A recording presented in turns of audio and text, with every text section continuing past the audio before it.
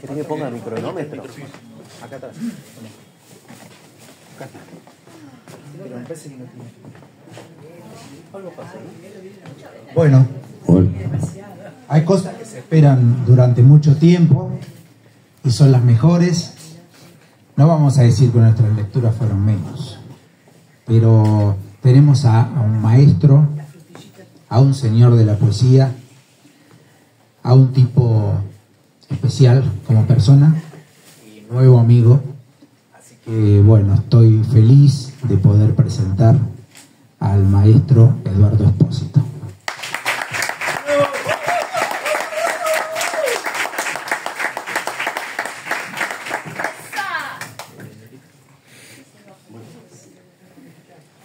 Nada de hinchada, ¿sabes que no? Que se está hinchada. Trajiste la hinchada. Nunca me gusta. Ese tipo de actitudes y lo tengo que ver acá. Igual nosotros alumnos. Justamente por eso tendría que dar el ejemplo.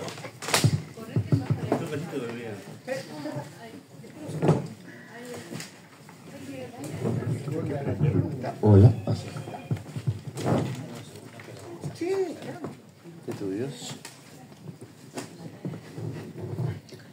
En la voz del maestro Johann Sebastian Mastropiero. Adelante. ¿Digo ahí? Sí. Le gustaba Beethoven o Beethoven. Ayer nevó en Buenos Aires después de 89 años. También ayer falleció Lidia, la vecina, después de 85. Eventos que no ocurren a menudo, como haces en la manga salen a la luz. Dos buenas jugarretas del destino, un extraño combo inesperado. Si no viajo, pienso, no veré la nieve nuevamente. Si no muero, no veré a Lidia como ayer. Lo cierto es que nada garantiza que si viajo a Bariloche habrá nevado, que si muero iré a tomar el té con la vecina o a escuchar a Beethoven tocarle un solo de arpa. La nieve comienza a disolverse, igual que Lidia, y yo, sentado frente al mar de lo ya escrito, me abrigo bien en mi afán de perdurar. Eduardo Espósito.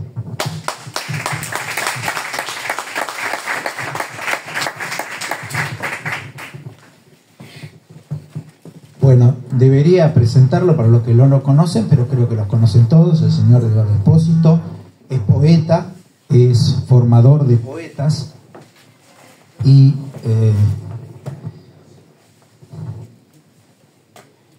quería preguntarte, Eduardo, ¿qué pasó entre el pibe ese que se fue a vivir al sur y el poeta que sos hoy para convertirte en esta persona?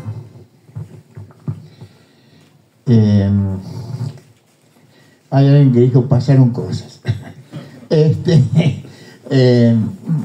A los 20 y algo años me fui para allá.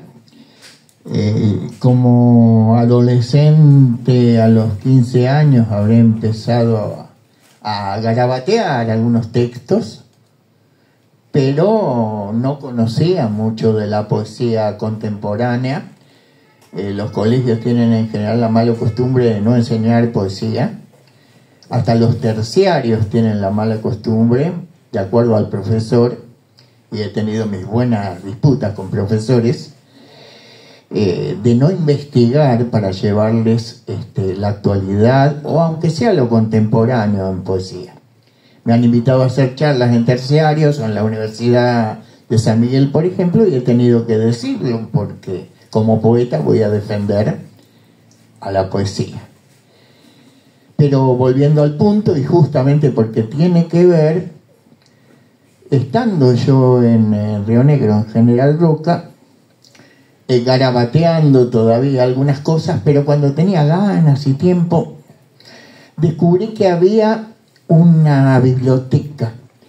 Me acerqué y me gustó lo que escuché de gente que estaba a 1100 kilómetros de Buenos Aires, pero que era como que era una poesía más actual, más al tono con los tiempos, siendo gente que tenía 50, 60 años y yo tenía 30 en ese entonces. Y me decían, escribís como viejo, Eduardo.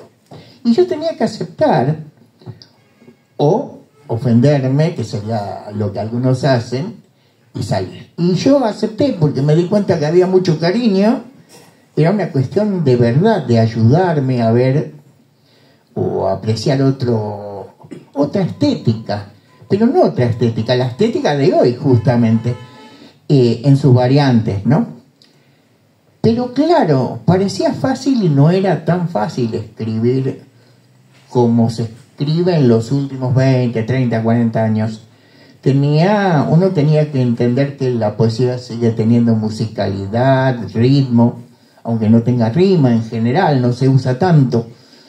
Y bueno, fui conociendo, fui aprendiendo, pero no bastaba con la parte técnica. Yo lo que quería era algo espiritual. En el fondo mi búsqueda era espiritual, sigue siendo espiritual. La veo más, no me acuerdo, pero sé que una poeta argentina, si no me equivoco, Griselda García, dijo que si no fuera por las connotaciones negativas que a veces, y lo digo con respeto porque yo soy creyente, pero por las connotaciones negativas que a veces trae la palabra religión, yo diría, decía esta chica, que la poesía en cierto sentido es una religión. Y yo un poco lo siento así. Lo siento primero como que tendría que haber una hermandad entre los poetas del mundo. Hay lugares donde se ve, el Festival de Medellín es el ejemplo máximo quizás. Después hay algunos muy buenos, el de Argentina, el de Buenos Aires es muy bueno. Pero bueno, el punto es que eso fue quizás lo que me llevó a acercarme. Y aparte era la forma de arte que más podía desarrollar yo con facilidad. En realidad yo creo que toda forma de arte, si es auténtico, tiene algo de poesía, como decían los surrealistas, ¿no? Y aunque sea un poco cómico, es triste en realidad, pero saber la fórmula para escribir un poema, saber manejar los artilugios para que tenga la forma correcta que debe tener un poema, no garantiza que dentro ese poema tenga una poesía. ¿Qué es un? Te están boicoteando ahí, no sé cuál es el tema. Todavía no puedo ser presidente, Miguel. Espera un poco. Bueno, sí, escuché por algún lado que dijiste, hablaste de poema llano, de un poema llano sin poesía. ¿Existe? Sí, en realidad el poema llano puede ser muy poético. Hay ejemplos en el realismo sucio de Bukowski, que aunque es áspero, es un señor poeta que reflejaba toda la realidad más fea que los norteamericanos no quieren ver de su propio país. Y eso un observador, un poeta lo hace, un artista. Pero no es solamente eso. Los jóvenes, las nuevas generaciones, están muy influidas por la poesía norteamericana, que es lisa, llana, carece de metáforas, es más directa. Por eso a algunos les cuesta saber si hay poesía o no, pero uno lo nota en las conclusiones, en los remates. Ese tipo de poesía no es la que más me gusta. En eso podría decir que, entre comillas, uno medio antiguo, tiene más la línea con que vinieron nuestros viejos, los abuelos de Europa, cuando París y Francia eran todavía un poco lo estéticamente bello. Y yo todavía sostengo que Latinoamérica es distinta, es muy rica en su poesía y muy variada. Tiene una de las mejores poesías, si no es la mejor, del mundo. Los colombianos, venezolanos, brasileños, nosotros, chilenos. Es rica, es variada, es colorida y no reniega todavía de la metáfora como en otras partes, ¿no? ¿Vos pensás que hay, viste que los premios de los concursos es como que tienen un librito, como una guía de quién tiene que llevarse el premio? ¿Vos pensás que eso es una moda, que se va a olvidar la poesía esa que vos estás hablando? ¿Qué va a pasar? En mi caso, a mí me da la impresión de que hay una moda, pero no es esa precisamente. Esto ya está establecido. Esto va a pasar con el tiempo. Lamentablemente tenemos que aceptar que los cambios existen. Y bueno, las nuevas generaciones tienen una manera distinta de decir, mientras tenga poesía, yo lo voy a aplaudir. El tema es que haya poesía dentro de eso que escriban. Pero también es cierto, existe la moda. Lo que pasa es que la moda vuela, como pasa en la música. ¿Quién es Elegante? ¿Alguien se acuerda de Elegante? Y así como ese, muchos nombrecitos de esos berretas, ¿no? Uno dice Spinetta y es otra cosa, ¿no? Bueno, la moda, como decía Oscar Wilde, es mala, es fea, es tan fea que se la cambia cada 6 meses, decía él.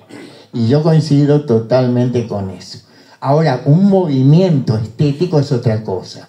Expresionismo, surrealismo, futurismo, tienen sus buenos años, ¿sí? Pero todavía hay gente que no ha despertado a eso. Eso lo decía Gaetano Veloso, que es muy inteligente respecto a poesía, pero también a música, ¿no?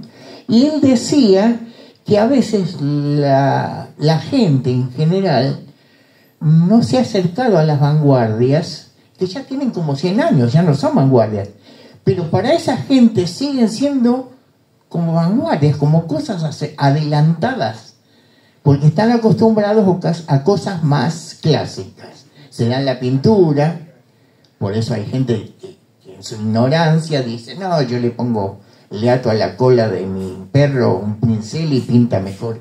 No saben que existe algo que se llama futurismo, o que hay abstracción en la poesía, o que hay cubismo. Piensa que cualquiera puede hacer eso. Y con la poesía pasa algo parecido. No, cualquiera puede decir, sí, cualquiera puede decir cualquier cosa, de ahí a que haya poesía. Claro, exactamente. Bueno, un ciego puede llegar a empezar a ver y todo lo que ve es nuevo. Entonces, tal vez el dadaísmo, el surrealismo o cualquiera de las vanguardias sea una cosa muy novedosa para muchas personas de nosotros que no hemos profundizado tanto. Exacto. Hasta los que sabemos que sabemos el nombre, ¿no? Pero no... Claro. Bueno, cuando yo empecé mis talleres, tenía mucho más influencia de esas corrientes, porque había, lamentablemente yo... En la época en que me tocó el secundario, no podía contar ni con Neruda. ¿Por qué? Porque en general todo lo que fuera políticamente de izquierda estaba casi vedado.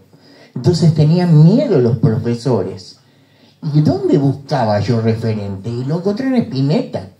Encontré un buen referente. Por supuesto que no es el máximo ídolo de la poesía nacional, pero fue un muy buen referente y es un poeta.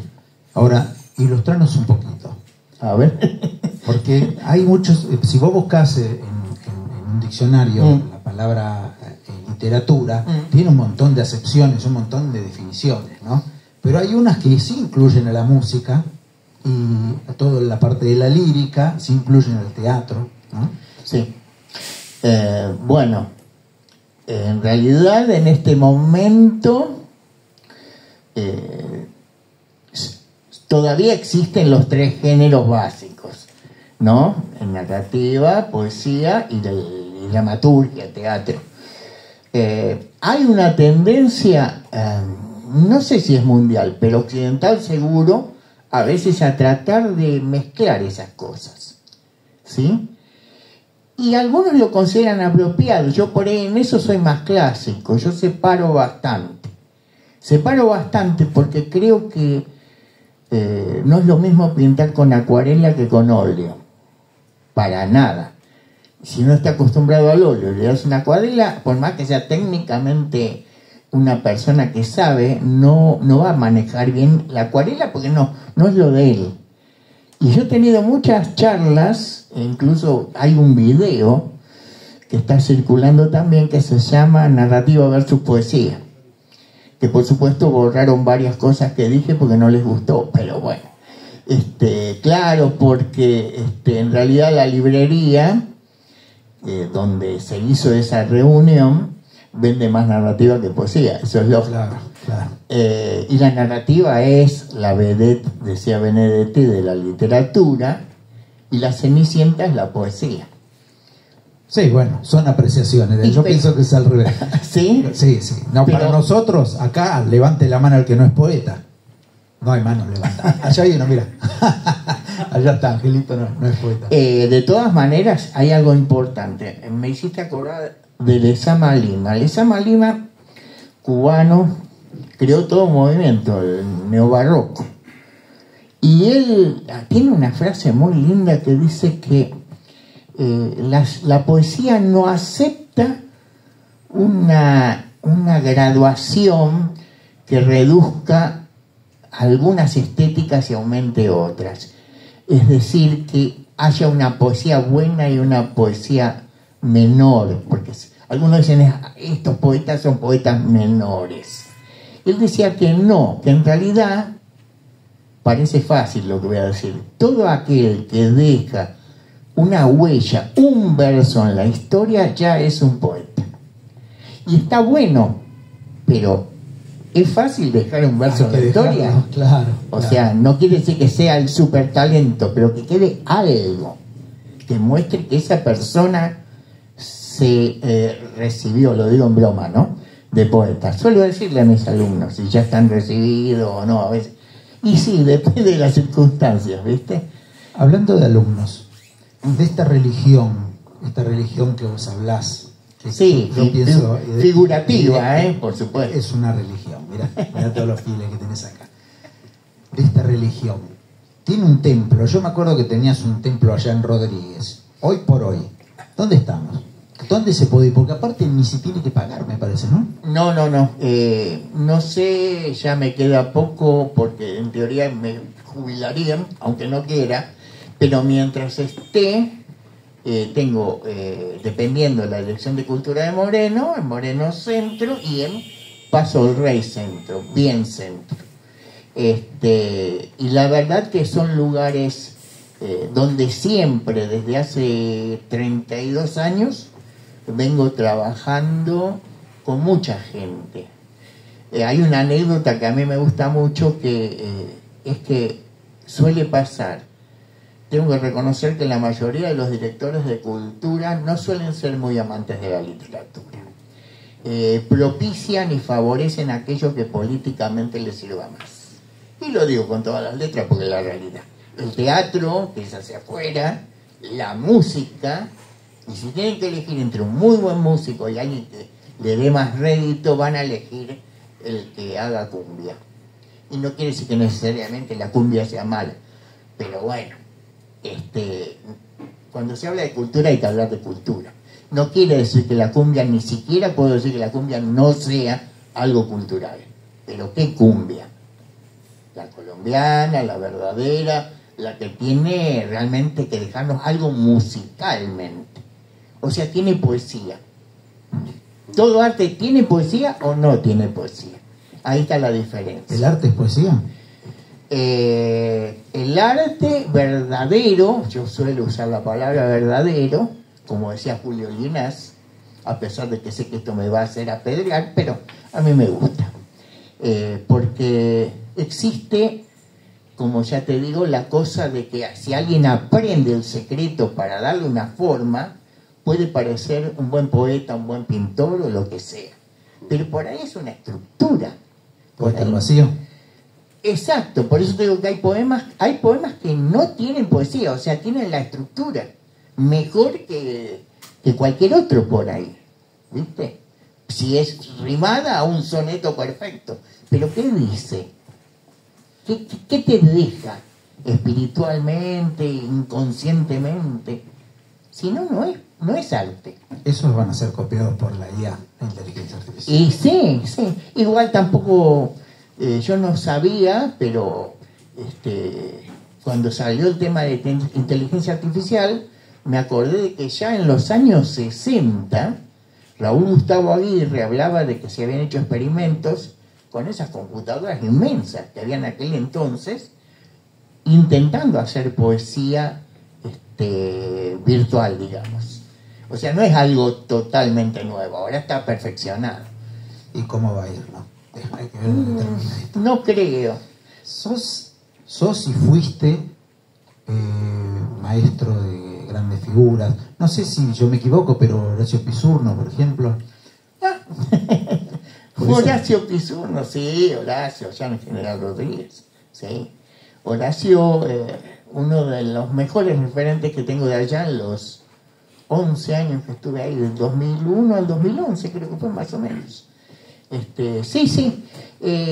Lamentablemente dejé ese lugar, Moreno, por suerte no. Por una cuestión quizás económica, pero como le digo a mis alumnos, los poetas también comen, ¿viste? Es un pequeño detalle. Y vos, referente a lo primero que te preguntaba, ¿cómo te convertiste? Me parece que no me contestaste una cosa. Mira, a ver. Yo sé por qué, cómo te convertiste. A ver. ¿No? Yo hablo con escritores y poetas, me encanta. Ahora, uno de los únicos poetas de los que yo hablo y conocen todo y mucho más que yo, sos vos. ¿Será que has leído mucho y le has dedicado una vida a la poesía? Sí. Es un tema controversial porque te lleva toda la vida a hacer lo que más te gusta. Es el precio que se paga. Y tengo que aceptar que perdí muchas cosas en el camino, pero gané.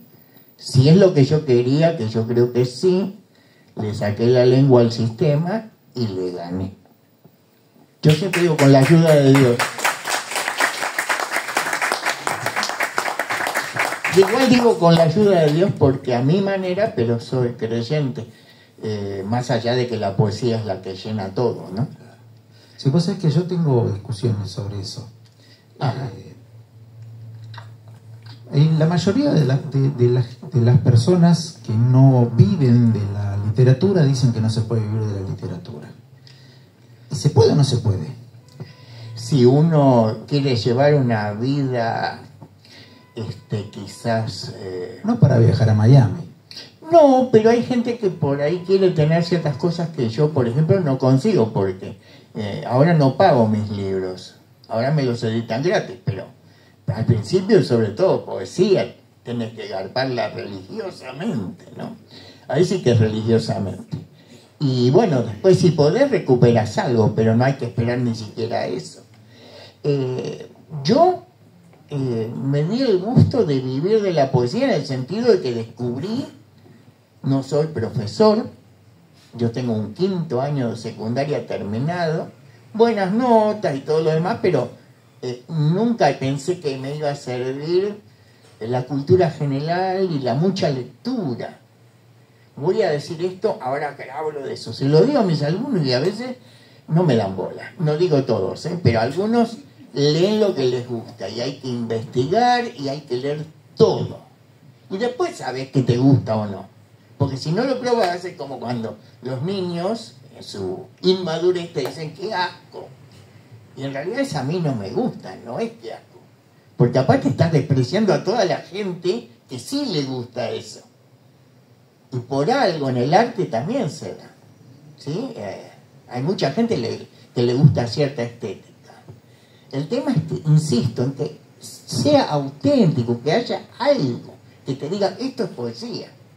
En cualquier género. ¿Sí? Si no estamos fallando en algo. Te cuento algo porque me parece interesante. Lo humano tiene que estar. Lo bueno que yo aprendí, una de las mejores cosas que aprendí, siendo un tallerista municipal, o sea, vivir con lo justo y demás, es que cuando yo le brindaba algo a la gente, tenía delante mío gente con un terciario, gente con un secundario, gente que no terminó la primaria. ¿Vos creés que eso le daba autoridad a los que más habían estudiado, autoridad poética por sobre los otros? No. Había gente que apenas hablaba y cuando agarraba la lapicera, con la guía de uno, por supuesto, era otra persona. ¿Sí? Y por ahí tenías, que lo hemos visto en reuniones, cuando nos invitaban como taller literario. A ver, Miguel puede hablar, te puede contar horas, pero no ahora, Miguel. Pero, claro, ir a la capital a encuentros de talleres y encontrarnos con el taller de la Universidad de El Salvador, por ejemplo. Y vos decías, a ver, ¿qué pasa acá? Y estaba bien hecho, pero todo sonaba allá conocido, allá leído, allá masticado, cuando el arte tiene que ser novedad todo el tiempo, tiene que ser creativo, puede salir mal o no, ¿no? Pero hay que intentarlo. El arte es siempre cambio. No sé si es evolución, pero es cambio porque la vida cambia. Y entonces estar estático no estaría de acuerdo con esto. Yo creo que hace falta que la gente conozca y lea más poesía. Pero hay una mezcla de vergüenza. A veces hay gente que tiene como una vergüenza ajena, ¿no? Cuesta, ¿no? ¿Qué pasa cuando una persona como vos que decidiste un día, a mí me gusta la poesía, seguro que de chico también, ¿no? Sí, ¿Y también. qué pasa con tus compañeros? ¿Qué pasa con la sociedad en Y general? primero que, bueno, cambié del industrial al nacional y ahí empecé a escribir poesía porque, claro, ahí había chicas del otro mundo. Eso sí, nunca te dieron bola porque escribieras poesía, así que evidentemente algo no estaba del todo, pero me sirvió. Eso decía Jorge Taylor, un poeta chileno que me encantaba, que él quería una chica y la buscaba, creo que se llama ¿Cómo me hice poeta? Y después de los rechazos que tuvo, se sentó y empezó a escribir. Y ahí empezó su historia. Y yo creo que un poco se da en el arte, en el deporte, en todo eso, ¿no? Existe esa necesidad de llamar la atención. Lo que sí es algo que yo siempre digo es la frase de André Breton: el aplauso debe rehuirse por encima de todo. No es que el aplauso no sea bueno cuando la gente realmente se emociona y le gusta lo que uno hace. Eso es magnífico, pero no por el aplauso en sí. Si una persona se divide entre el ego y la estética, va a terminar perdiendo porque el ego lo va a manejar y queriendo el aplauso por encima de la belleza de lo que tiene que escribir, y va a fracasar. Es como tener, los orientales decían eso, ¿no? En el tiro al arco del Zen, que cuando disparás tenés que tener un solo blanco. No tenés que pensar en el premio, sino en el blanco. ¿Y por qué es tan difícil dejar el ego de lado? ¿Por qué más de la mitad de los escritores y poetas no podemos o no pueden dejar el ego de lado? Yo creo que nadie lo deja del todo, hay que cascotearlo. Uno se tiene que pelear con uno mismo, ¿sí? ¿Quién era? Isidoro Blainstein, creo que decía que cuando uno está escribiendo, ahí tiene que estar el ego. Uno tiene que pensar que puede hacer algo bello, porque si no, ¿para qué va a escribir si de entrada va derrotado? Pero apenas largó la lapicera o la máquina, se tiene que disolver ese ego. Tiene que estar en el momento creativo, ¿sí? Ahora, si después salís a miren lo que escribís, los amigos entran a rajar para todos lados, algo no está bien, ¿viste? Claro. Te quería consultar sobre tu obra, ¿no? ¿Tenés 5 libros? A ver, sí, ahora es más. Ahora son 8. Ahora son 8. Bueno, y tenés una cosa que casi ninguno de los poetas tenemos, que es obras completas. Sí, no lo traje. No, traje porque las obras completas, ahí tengo uno que pertenece a obras completas, que es el que más quiero yo. Claro. Que soy un amante de la ciencia ficción en narrativa y y un investigador del tema, y le dediqué un libro en forma de poemas al género y a los maestros. Casualmente iba a preguntarte eso. ¿Qué pasa con la ciencia ficción? ¿Qué pasa con la comicidad? ¿Qué pasa con el surrealismo? Se ve poco de eso, pero ¿existe en la poesía? El humor yo lo usé mucho, sobre todo antes, ahora estoy más amargo, debe ser la edad. Pero, no, en serio, uno cambia, pero el humor me parece importante. De hecho, hubo muy buenos poetas que lo han usado y lo usan todavía. No todo el tiempo, hay ocasiones. Después, el otro punto me dijiste, el surrealismo. Y no, el argentino es medio chato para el surrealismo, no lo valora. Las noticias le llegan siempre tarde. El surrealismo estuvo...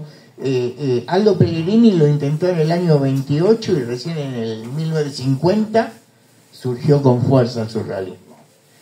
Yo conocí a María Melec Vivanco, gran poeta. Sí, una de las últimas que quedaba viva, la iba a visitar seguido cuando estaba acá en Ramón Mejía. Y me contaba historias alucinantes y bellísimas al respecto. Porque los surrealistas siempre fueron muy combativos, y yo eso lo respeto. Combativos en el buen sentido. O sea, justamente no le gustaba la cosa acartonada, la cosa como demasiado litúrgica, demasiado religiosa, como que una risita de más en un poema estaba mal. Yo creo que no, porque es la vida misma, ¿no? El surrealismo es un poco así también, y es ácido, es crítico. Y la ciencia ficción tampoco es muy... No sé por qué el argentino salió medio tarambana, pero yo creo que la ciencia ficción es un género maravilloso. Ahora que el cine ha cambiado, con un poco de suerte, aunque hay muchas películas que son un bodrio, pero hay películas que están basadas, y miniseries, basadas en grandes libros. Yo terminé de ver Fundación, de Isaac Asimov, que viene en 3 temporadas de una miniserie. Y está muy bien hecha, pero claro, hay un libro detrás. 2001 Odisea del Espacio, hace tanto tiempo. Tarkovsky, que hizo Solaris y Stalker. Pero libros. Ahora cuando se ponen a hacer cosas comerciales, como hablábamos recién de cualquier género, eso no es ni ciencia ficción. Honduras. Todos guardan un monstruo debajo de sus camas, una sustancia viscosa, inacabada, la gestación interrumpida de algún ángel olvidado de Dios y de los hombres. Todos lo alimentan cada noche con la leche nutricia de sus sueños y lo malcrían. En mundos más allá de las palabras, en paredes de óxido y nieve.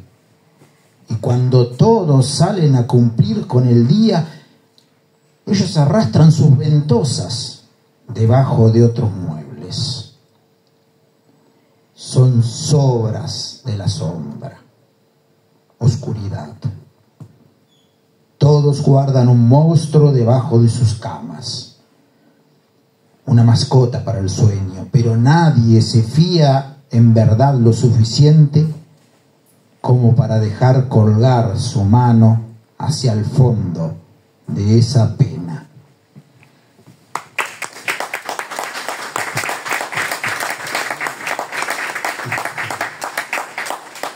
¿La poesía es un arma? Hay un poeta español que decía que sí, cargada de futuro. Y yo creo que sí, de alguna manera, los poetas se dan cuenta de que tienen una herramienta valiosa. Por ejemplo, uno que renegó mucho en Estados Unidos y que defendía a Allen Ginsberg, de hecho hasta ganó un juicio contra el Estado, Loren Ferlinghetti. Loren Ferlinghetti dice que la poesía debería ser un aguijón contra el Estado, que no necesariamente es malo, no sé si es un arma, pero es alguien que lo pincha para decirte, che, por acá, por allá no es. Sin embargo, las armas, acá en Argentina, por ejemplo, y ni hablar en España, en el caso de Lorca y todo eso, y de muchos más, ¿no? Las armas, como son peligrosas, también lo son para los poetas. Sí, sí, sí. Si uno se fija bien, creo que cuando empieza algún tipo de cambio violento, generalmente en cualquier parte del mundo, los primeros que caen son los poetas. Y es lógico, porque la poesía es totalmente subjetiva. No podés, si sos poeta, no podés esconder lo que sos, porque los poemas hablan por vos, dicen lo que sos. Y entonces ese es un problema. Por ahí el pintor puede disimular un poco, por ahí hasta el narrador puede disimular un poquito, esconder su personalidad, si quiere. Lógico, Walsh no lo hizo, por ejemplo. Pero el poeta se vende solo. Y si no, no es poeta. Eso es otro tema. Lo decía siempre Roberto Santoro, eso, tremendo poeta, ¿no? Poeta que olvida al pueblo, poeta que es olvidado, por ejemplo. Tenía esos cortitos que estaban muy buenos. Si vos, ¿cómo es tu frase? Si vos no abandonás a la poesía no te abandona a vos. Ah, sí, yo creo que es así. Creo que yo eso lo saqué de algo más religioso quizás, pero terminé vinculándolo con lo que creo que es real. Si uno se entrega a la poesía, algo bueno va a salir. El límite es uno mismo. Es cierto que no todos tienen la misma cantidad de talento por ahí, pero no importa. O sea, sí importa escribir bien, ¿eh? Yo creo que es muy importante. Creo que para eso están los talleres, para que uno tenga las mejores herramientas y escriba de tal manera que esté defendiendo a la poesía y defendiendo su postura en la vida. ¿Y por qué es tan difícil? Porque siempre se llevan, mueren o desaparecen grandes poetas, ¿no? ¿Por qué es tan difícil decir con palabras temas sociales y decirlos bien?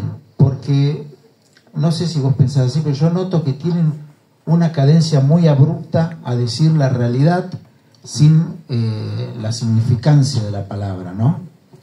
Sí, en realidad lo que creo que pasa es que hay poetas que también van a caer rápido, pero que a veces son muy panfletarios. Eso no me gusta, ni nada. O sea, gente que da lo mismo que escriba un tremendo panfleto y lo pasee, a que escriba un poema en un libro. No sé si siquiera hay poesía ahí. Eso lo podés decir como periodista, lo podés decir en una radio. Y sin embargo tenés un Julio Guassi, un Juan Gelman, bueno, un montón de poetas del 60. Y ya que digo del 60, hubo 62 detenidos desaparecidos, los más conocidos, habrá muchos más, por decir las cosas de distinta manera. Pero esta gente medio diabólica, cuando vino, todo lo que no entendía, si podía lo censuraba, si era más serio lo mataba y listo, total, ¿no? Y así es como desaparecieron poetas fundamentales. Pero no importa cómo se diga, porque Juan Gelman nunca dijo de manera sencilla. Y sin embargo llega a la gente. Guassi es un ejemplo, Julio Guassi es un ejemplo extraordinario también. Y es rarísimo su estilo. Pero ¿quién puede negar todo lo que tiene? Bueno, y César Vallejo creo que para mí es el mejor poeta latinoamericano del siglo XX y no sé si de ahora también. Es impresionante. Y no es porque se lo entienda, pero se lo entiende en el lugar donde la poesía debe ser entendida. Acá, no acá. Eso viene después. Y se lo dejamos aparte a la narrativa, que es más lógica. Necesita un discurso más lógico porque cuenta. El poema nunca cuenta. Si cuenta, dejó de ser poema. Exactamente. Bueno, imagínate que hay muchas preguntas, pero obviamente la gente debe querer escucharte, seguro. Pero antes de eso, porque yo creo que podemos aprender de la experiencia de alguien que salvó su vida por la poesía. ¿Tenés una anécdota? Ah, yo te conté esa, no me acuerdo. La de un alumno. No me la contaste. La estudié, no me la contaste. Esto fue tremendo, fue el primer año que hice taller en la Dirección de Cultura, 1996. Tenía un grupito muy lindo, iba creciendo, muchos jóvenes. Fíjense, ¿no? Las épocas más dificultosas por ahí políticamente siempre fueron las épocas en que se acercaron muchos jóvenes a los talleres. Que es triste que sea ese el motivo, pero me ponía contento porque la juventud siempre empuja, ¿no? Y ayuda y hace sentir bien. Bueno, había un chico que era muy especial, pero serio, flaquito, 20 años, no sé. Yo tenía 40 en ese entonces. Me acuerdo que escribía bien y un día desaparece. Y yo con el paso del tiempo, ya me había olvidado, no de la cara de él, creo que le han pasado como 10 años, me lo encuentro en una vereda a 2 cuadras de casa. Y me dice, ¿qué tal, Eduardo? Estuve por Europa, estuve en España, salí con una chica que estaba en un grupo teatral, pero después me volví. Y seguimos hablando, y en un momento para la conversación y me dice, pensar que me salvaste la vida. Y yo me quedé. Me dice, el año que entré al taller, yo me iba a suicidar. No te imaginas mi cara, ¿no? Se me transformé. Pero es parte de lo que yo te digo. Creo que una de las mejores cosas que uno consigue es llegar a la gente y darse cuenta que la poesía, el arte, debería ser parte de la vida de todo ser humano y que todo ser humano tiene el derecho de elegir algo que le guste y hacerlo toda la vida. Mentira, lo de la cigarra y la hormiga es una cosa hipócrita. Y encima es muy ladina la hormiga. Y por último, como siempre digo yo, si Dios hubiera querido solamente hormigas, no hubiera creado la cigarra. Genial. Bueno, si son concisos, podemos hacerle algunas preguntas al maestro para que después pueda tener tiempo de leer su obra. ¿Qué les parece? ¿Hay preguntas? Señor Mario. Le quería preguntar, usted es una antología muy grande, con muchos libros, y no quería preguntarle por la experiencia personal para salir de esa pregunta, por si tenía su tiempo o su voluntad, saliendo de eso, ¿qué piensa de los que quieren hacer un arreglo, no después de imprimir en un papel, después de sacar un libro y hacer, por ejemplo, como hizo usted, una antología? Ajá. ¿Qué piensa de los que hacen arreglos antes de juntar todo? ¿Corregir lo que habían hecho? Sí, corregir. Yo creo, a ver, es muy personal, no sé si tengo una opinión formada, porque yo creo que cada uno con su obra tiene derecho a hacer lo que quiera. A mí mucho no me gusta porque ese yo de aquel entonces me representaba en aquel entonces. Y está bien pero ojo, es una opinión. Hay gente que por ahí pone ese mismo poema, algo cambiado, en un libro nuevo. Y te digo un detalle, en realidad no es una antología, son los 5 primeros libros enteros, gracias a un ex alumno mío que, aparte de ser poeta, puso una pequeña editorial. Y él me ofreció de hacérmelo gratis y dije, va, acá estamos, claro. Guillermo. Gracias. Escuchando, ¿no? Bueno, si la poesía o esa luz oscura que toca el corazón logra hacerlo y congrega como está sucediendo acá, ¿no? Porque eso es lo que la raíz de una congregación, de una religión. Sí. Reúne. La poesía congrega, reúne. Entonces el poeta busca la vida eterna. Creo que es muy personal eso. Salvo que sea la vida eterna en la memoria de los demás, por ahí, ¿no?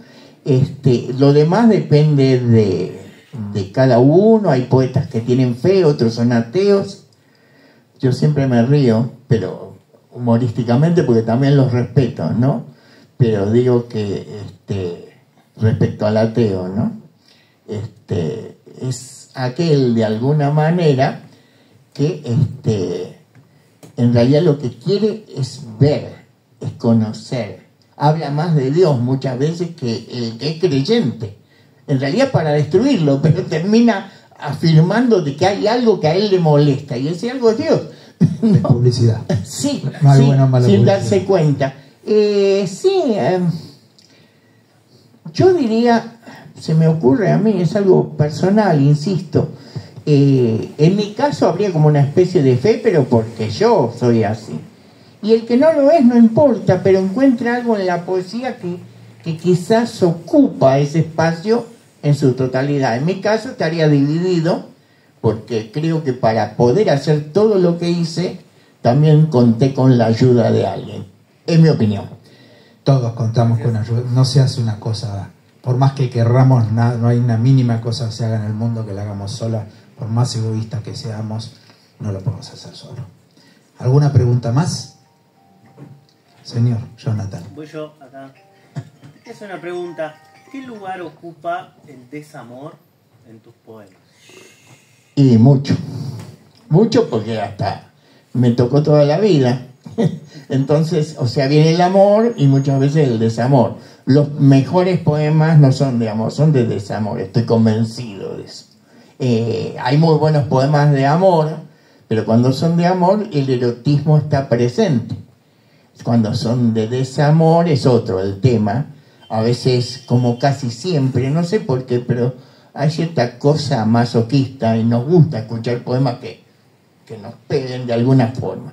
Y ahí es donde el poema de desamor es, creo que es hasta necesario, tenés que largar algunas cosas en determinado momento. Mi último libro tiene un poco que ver con eso, ¿sí? Eso, no sé si mucho más. Oscar. Sí, yo quiero preguntarle, ¿qué opina de la poesía tanguera? Creo que como ciertas formas estéticas que ya tienen un sistema, ¿no? Un armado como es el soneto también, o hoy se hablaba del haiku, no todos los japoneses escriben haiku, pero está el haiku tradicional que se respeta como tal. Creo que es valorable dentro de esa estética. No creo que se pueda repetir hoy día de que termine gustando a ciertas generaciones. No sé más adelante. Por ahora es infranqueable, porque ni siquiera mi generación más rockera, más, se identifica con los chicos y sus inquietudes actuales. Pero creo que sí, que hay formas estéticas que son clásicas y se van a seguir manteniendo, sí, por supuesto. Y también la folclórica, que tiene otra raíz.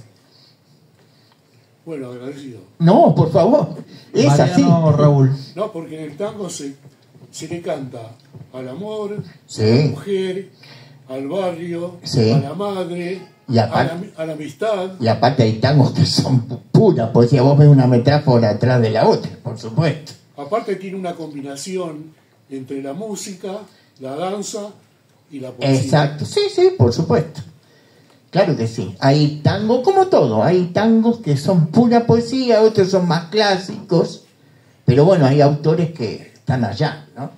No, pero lo que pasa es que también en el tango se debe identificar en qué tiempo se han escrito. Claro. No es lo mismo tango del 900 al 930, No, por supuesto.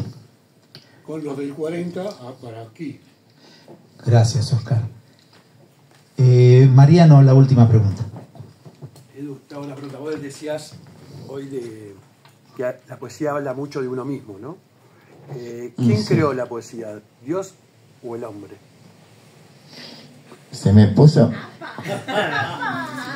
No, y para mí, en realidad, para mí, el huevo o la gallina, dijeron por acá, y una vez, me parece que es más fácil todavía el huevo o la gallina, una vez se me puso un patrón de mi laburo. Yo era un pibito, me puse la cara así, me dijo, sabiendo que yo era creyente, me dijo, ¿qué fue primero, el huevo o la gallina? Y yo lo miré y le dije, Dios, porque Dios no necesita poner huevos. Claro. No hay nada que no venga de ahí. Y bueno, en cuanto a esto, y más o menos lo mismo, yo creo que a partir de que fuimos creados, nosotros tenemos el privilegio de ser a la vez subcreadores. Y como subcreadores, creo que el primer arte que el hombre desarrolló y difundió, si no me equivoco, es la poesía. Gracias. Es lo que yo pienso, ojo. Bueno, gracias por las preguntas. Ahora vamos a tener el placer de escucharte. Bueno, voy a arrancar por el último libro, que es Yo no pedí ser baby boomer.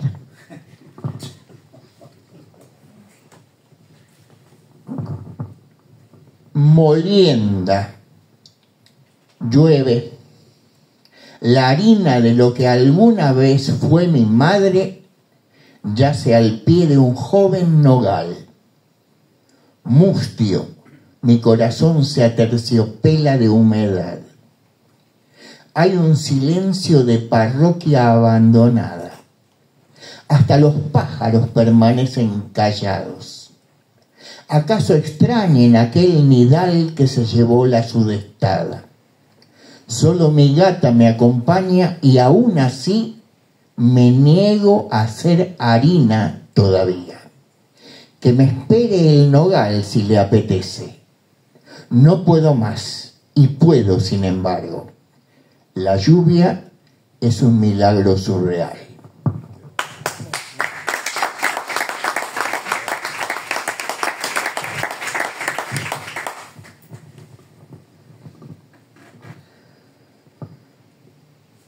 Relente. Hace rato que no trepo al sol, que no arriesgo un gramo de carne en la balanza, que he dejado en paz las otras carnes y mi alma se conforma con raíces. Ya no ladran los perros, el barrio es más tranquilo ahora, apropiado para mis entumidos huesos. Hace siglos que no tomo un helado, hace milenios que dejé las papas fritas. Así es la muerte, una sordera que no escucha el respirar y este aire viciado de tristeza con que mis deudos me abruman los domingos.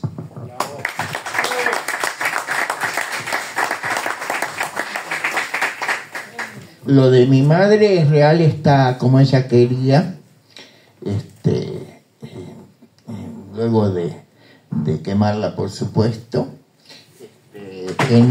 Al lado de un árbol que ella amaba mucho, que es un nogal, que está en casa. Un colibrí se pregunta. Esta mañana un colibrí se apostó en el aire bordeado por el marco de la puerta, como un balón que apenas traspasase la línea de gol. Permaneció ahí unos segundos observándome, vertiginoso, etéreo, casi viento, y acaso preguntándose cómo yo, con mi desmesurada mole, podía sobrevivir a esta inercia tan humana, a este duelo de voluntades, con la actitud de un caracol.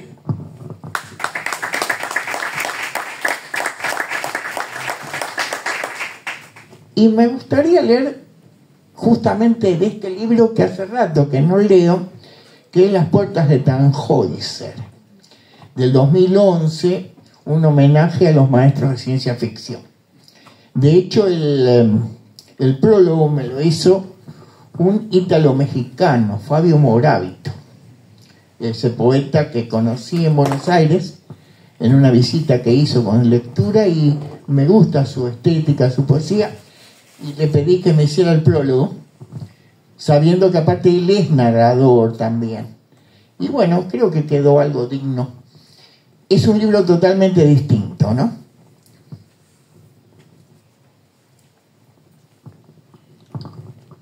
Clase turista. A Robert F. Young. Cada uno está dedicado a un narrador. Porque no estamos hechos de carne ni de sangre como pretendemos, aunque alguno que otro traje parezca desmentirlo. Porque la humedad bisiesta de este pueblo arropa formas innombrables y mezquinas, y nuestras lenguas de trapo achican 2 talles en invierno. Y porque el sur también existe en un afiche al menos. Porque soplamos semillas de amargón cada verano para que alguien se eleve liviano en sus muñones, así enmohezcan los planos inclinados. Porque rezamos desnudos en las playas y nadamos vestidos en nuestras sofocadas camas, y vacacionamos de oído y hacemos de la fiesta una fanfarria, y porque sí, y porque el mar y la montaña y estas ganas de ser otro bajo una luna parecida.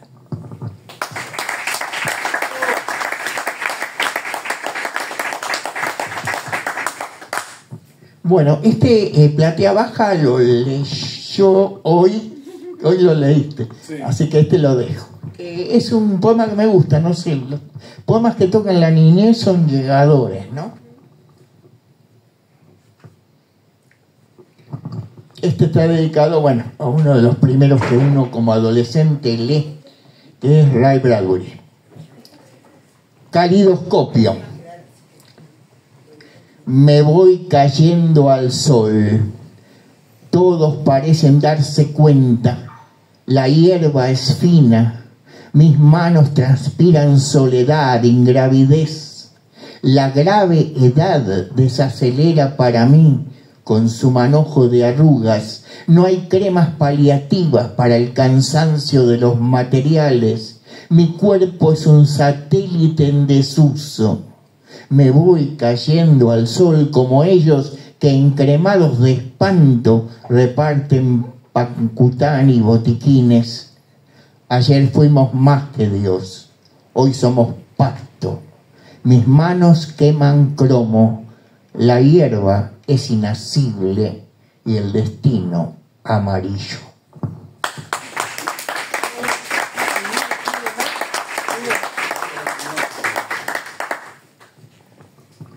Y que hicieron una película espantosa, ¿no? Pero porque uno lee Soy Leyenda, la novelita corta de Richard Matheson, y es una belleza. Y cuando ve la película le pusieron el final feliz, ¿viste? Y no es así como termina. Soy leyenda. De a unos es náufrago, de a uno cadáver. De a uno y con la amada a cuestas, uno toma el último tren, el bondi postrero, la humedad de las lluvias. Amasa un único pan de a uno, miente de a uno, iza la bandera de su soledad en la ausencia de las grandes metrópolis. De a uno pone la semillita, arroja la maceta al sumidero, festeja su cumpleaños con la puerta. De a uno suspira, de a uno babea, de a uno se entristece hasta los hígados, fornica y llora al mismo pulso que una sombra.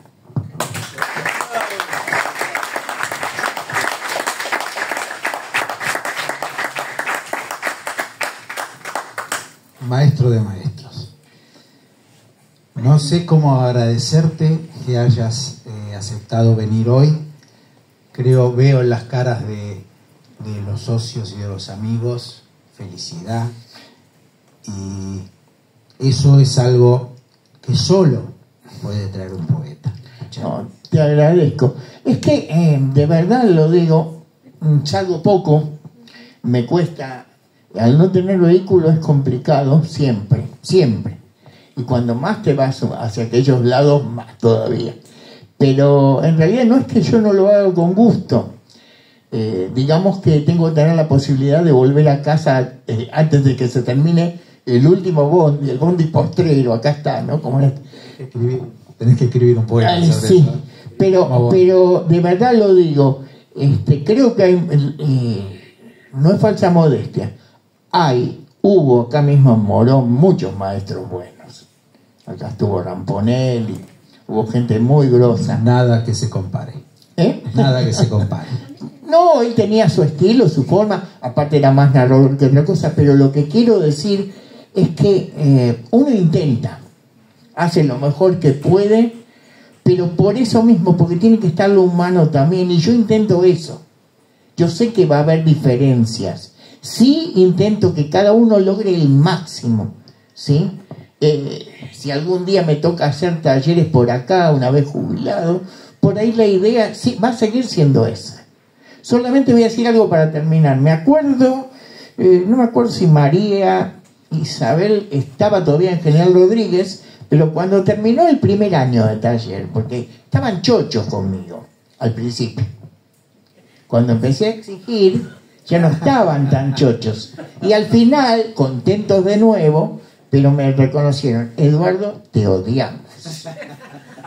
Así, sí, porque... Seguiste. Y seguí igual de cabezón, soy taurino, ¿qué querés? Así que bueno, eso, que uno da lo mejor, no sé si el otro lo entiende, ¿sí? Uno trata, es como en el poema también, no sé si el otro lo entiende, pero uno entiende. Hay dos maestros que yo he conocido, de todos los maestros que conozco, que son muchísimos y que he conocido que ya no están entre nosotros, que piensan como vos y que dejan ser, me van a decir Cimiento, los alumnos de él, que dejan ser al alumno lo que tiene que ser y encontrarse a sí mismo, que uno es María Amelia Díaz y otro es el señor Eduardo Espósito. Muchas gracias por decir. Gracias. Muchas gracias a todos.